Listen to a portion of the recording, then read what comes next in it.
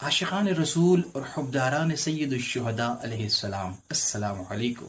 اے ماہ شب چہار دہم نور فشاں ہو، ہاں اے فلک کے پیر نئے سر سے جواں ہو، اے روشنی شب عید عیاں ہو، اے ظلمت غم دیدہ تو عالم سے نہاں ہو۔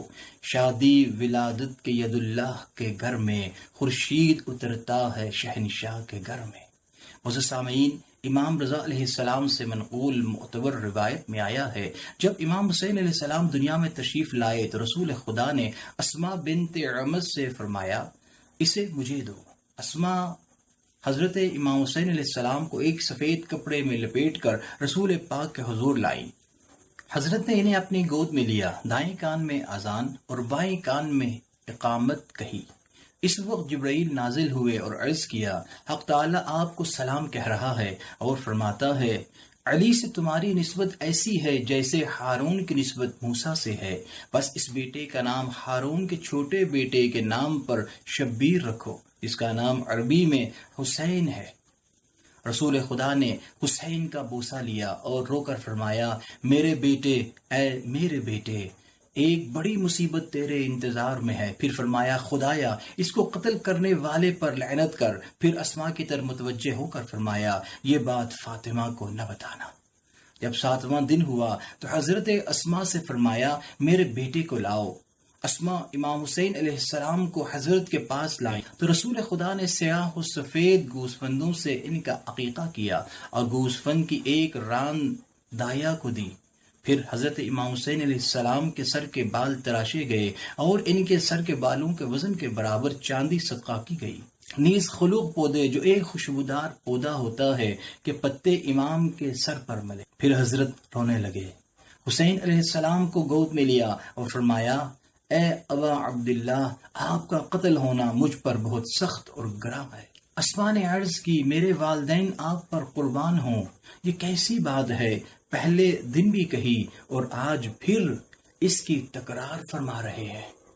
حضرت نے فرمایا، اے اسماء، بنی امیہ کے ستمکاروں اور کافروں کا ایک گروہ میرے اس بیٹے کو قتل کرے گا اور خدا ان لوگوں کو میری شفاعت سے محروم کر دے گا۔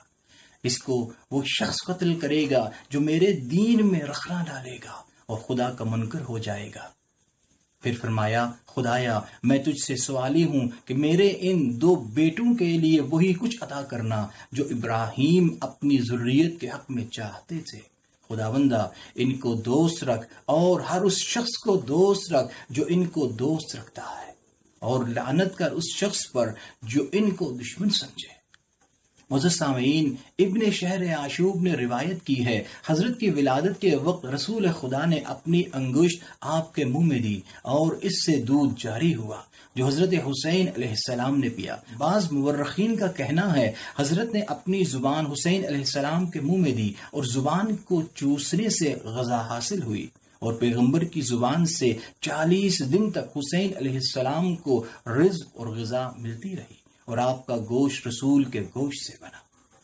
معزز سامعین، کافی میں کلینی کی روایت کے مطابق حضرت امام صادق علیہ السلام نے فرمایا، حضرت حسین نے نہ تو فاطمہ زہرا کا دودھ پیا اور نہ کسی اور کا، بلکہ حضرت کو رسول اکرم کی خدمت میں لایا جاتا اور حضور اپنی انگشت مبارک آپ کے منہ میں رکھتے اور آپ چوستے تھے، اور یہ چوسنا 2 یا 3 بار کافی تھا۔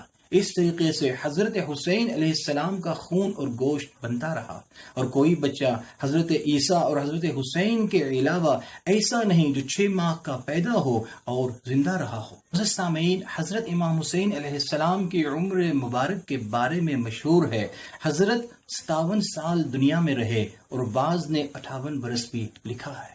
عاشقان رسول اس دعا کے ساتھ کہ پروردگار عالم اس محرم الحرام میں مجالس اعزاء، امام بارگاہوں، عزاداران امام حسین علیہ السلام اور تمام جلوسوں کی حفاظت فرمائے۔ اجازت دیجیے۔